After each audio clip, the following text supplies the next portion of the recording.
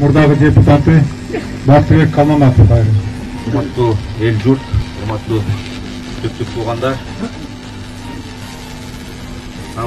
Садыр байке, кайрат кылыңыз.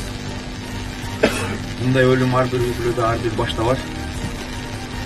Мен Жылдыз эженин сөзүн улап, энелерге кайрылгым келип атат.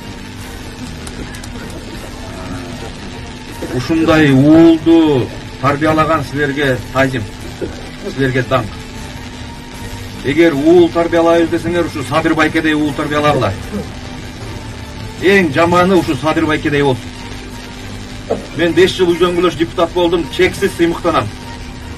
Кудайга 1000 мертебе шүгүрчүлүк келтирем. Ушундай байке менен, ушундай көлдүн кулуну менен мен кошо үзөңгүлөш депутат болгонум бар. Урматтуу эл журт, күндөрдүн биринде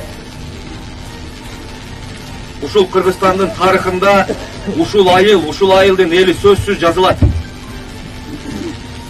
Ушул Садыр байкенин үчүн дагы жазылат. Ушул Садыр байкенин тарыхы жазылганда ушул жердеги сөздөр, ушул жерде күн кечирип аткан элдин турмушу сөзсүз жазылат. Учур келет, адилетсиз башкаруу жөнүндө дагы жазылат. Адилетсиздиктин курмандыктары жөнүндө жазылат. Ошондо сөзсүз Садыр байкенин атасы дагы, мына бүгүн акыркы сапарга узатып аткан апасы дагы жазылат. Саясат бул тагдыр, бул өмүргө тете. Садыр байке, бир күнүңүз, бир саатыңыз да текке кеткен жок. Бир саатыңыз, бир мүнөтүңүз дагы.